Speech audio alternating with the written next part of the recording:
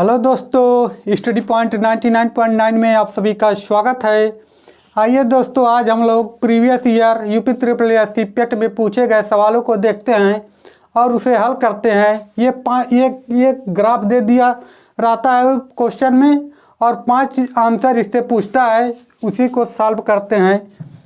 दिया है एक ग्राफ और उसमें क्वेश्चन दिया उत्पादन अधिकतम स्तर तक किस वर्ष घटा, यानी उत्पादन किस वर्ष अधिकतम घटा, ये हमसे पूछ रहा है। 42 से 44 देखेंगे। 2009-2010 में 42 उत्पादन था और 2010-11 में 44 हो गया, यानी यहाँ पर वृद्धि हुआ। अगले वर्ष देखेंगे 44 से 58 हुआ, यहाँ पर भी वृद्धि हो गया। उसके अगले वर्ष देखेंगे 58 से 55, यानी यहाँ पर कमी हुआ है। कितने का कमी हुआ? 58 में से 55, 3 की कमी हुआ है। उसके अगले वर्ष देखेंगे 55 से 90 हो गया, यहाँ पर वृद्धि हुआ है। उसके अगले वर्ष 90 से 98, यहाँ पर भी वृद्धि हुआ है। और उसके अगले वर्ष देखेंगे 98 से 60, 98 से 60 हो गया, यानी कमी हुआ है। 98 से 60 हुआ तो 98 में से 60 को घटाएंगे तो कितना बचेगा? 8, 9 में से 6 गया 3, 38 की कमी हुआ है। और उसके अगले वर्ष देखेंगे 60 से 55 हो गया, जो कि -5 की कमी हुआ है। और उसके अगले वर्ष देखेंगे 55 से 80 हो गया, यानी यहाँ पर वृद्धि हुआ है। उसके अगले वर्ष 80 से 90, यहाँ पर भी वृद्धि हुआ है। और उसके अगले वर्ष देखेंगे 90 से 80 हो गया, यानी यहाँ पर कमी हुआ है। कितने का? 10 का। तो हमसे पूछ रहा है क्वेश्चन उत्पादन अधिकतम स्तर तक किस वर्ष घटा, यानी सबसे अधिक उत्पादन किस वर्ष घटा। तो यहाँ पर हम देख रहे हैं ये 38 घट रहा है, 38 घट रहा है। तो किस वर्ष घटा, इसे ज्ञात करने के लिए हम देखेंगे कौन से क्रम पर है। 1, 2, 3, 4, 5, 6, 7, 7वें क्रम पर है। तो 2009 से 7वें क्रम पर जाएंगे। 1, 2, 3, 4, 5, 6, 7। तो देख रहे हैं 2015-2016 में अधिकतम उत्पादन घटा, जो हमारा आंसर हो जाएगा। आइए उसी तरह से क्वेश्चन नंबर 2 को देखते हैं और उसे हल करते हैं। पूछ रहा है उत्पादन में पिछले वर्ष की तुलना में किस वर्ष के दौरान अधिकतम वृद्धि हुई, यानी पिछले वर्ष की तुलना में। मान लीजिए 2009-10 में 42 था, तो उसके अगले वर्ष 44 हो गया। तो इसी के हिसाब से अधिकतम वृद्धि किस वर्ष हुई है, ये क्वेश्चन में पूछ रहा है। तो देख रहे हैं 2009-10 में 42 था, उसके अगले वर्ष 44 हो गया, यानी 2 की वृद्धि हुआ। उसके अगले वर्ष 44 से 58 हो गया। तो यहाँ देखेंगे 8 में से 4 गया 2, यानी यहाँ पर भी वृद्धि हुआ है। कितने का वृद्धि हुआ है? 8 में से 4 गया 4 और 5 में से 4 गया 1, यानी 14 की वृद्धि हुआ है। उसके अगले वर्ष देख रहे हैं 58 से 55, कमी हुआ है।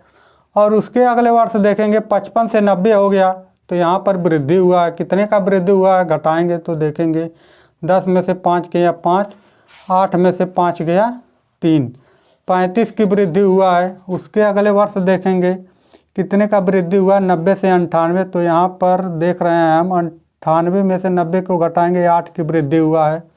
उसके अगले वर्ष देख रहे हैं तो 98 से 60 हो गया, यानी कमी हुआ है।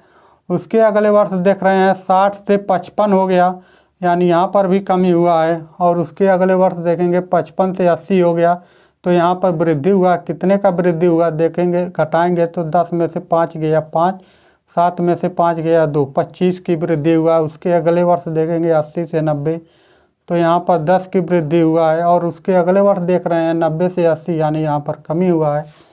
तो उत्पादन के दौरान किस वर्ष अधिकतम वृद्धि हुआ है? तो हम देख रहे हैं कि अधिकतम वृद्धि 35 हुआ है। तो किस वर्ष हुआ है, इसे ज्ञात करने के लिए हम देखेंगे किस क्रम पर 35 की वृद्धि हुआ है। तो देख रहे हैं 1, 2, 3, 4, 5, 5वें क्रम पर वृद्धि हुआ है। तो यहाँ से 2009 से चलेंगे 1, 2, 3, 4, 5। तो देख रहे हैं 2013-14 में अधिकतम वृद्धि हुआ है। यही हमारा आंसर हो जाएगा। आइए उसी तरह से क्वेश्चन नंबर 3 को देखते हैं और उसे हल करते हैं। क्वेश्चन दिया था प्रथम 3 वर्ष के दौरान औसत उत्पादन था। तो प्रथम 3 वर्ष यानी 2009-10 में कितना उत्पादन था? 42। 2010-11 में उत्पादन कितना था? 44। 2011-12 में औसत उत्पादन कितना था? 58। तो 3 वर्षों के लिए पूछ रहा है, तो तीनों को जोड़ करके क्या करेंगे? 3 से भाग दे देंगे, हमारा औसत उत्पादन निकल जाएगा। तो जोड़ेंगे इसे, 8 4 12 2 14, 5 4 9 4 13 1 14, 144/3।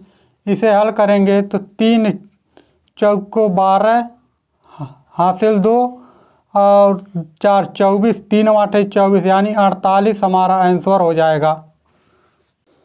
आइए उसी तरह से अगले क्वेश्चन को देखते हैं और उसे हल करते हैं। पूछ रहा है सीमेंट का अधिकतम उत्पादन किस वर्ष दर्ज हुआ? यानी अधिकतम उत्पादन किस वर्ष अधिक दर्ज हुआ? तो देख रहे हैं 2009-10 में 42 था, 2010-11 में 44 था, 2011-12 में 58, 2012-13 में 55, 2013-14 में 90 और 2014-15 में 98। यानी इस ग्राफ में देख रहे हैं तो 98 से अधिकतम उत्पादन किसी वर्ष नहीं हुआ है, जो 2014-15 में अधिकतम उत्पादन हुआ है। अगर ऐसे नहीं देख पा रहे हैं तो देख लेंगे कि अधिकतम उत्पादन कौन से क्रम में अधिकतम हुआ है। तो देखेंगे 1 2 3 4 5 छठे क्रम पर हुआ। तो 1 2 3 4 5 6, तो छठे क्रम पर 2014-15 में अधिकतम उत्पादन हुआ था, जो यही हमारा है। आइए उसी तरह से अगले क्वेश्चन को देखते हैं और उसे हल करते हैं। पूछ रहा है पिछले वर्ष की तुलना में 2011-12 के दौरान उत्पादन में अधिकतम वृद्धि प्रतिशत कितनी थी?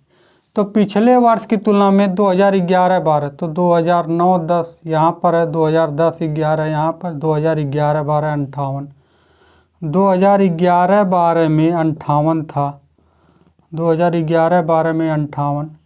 तो पिछले वर्ष की तुलना में, तो पिछले वर्ष 2010-11 में कितना था? तो 2010-11 में 44 था। तो पिछले वर्ष की तुलना में अधिकतम वृद्धि कितनी हुई?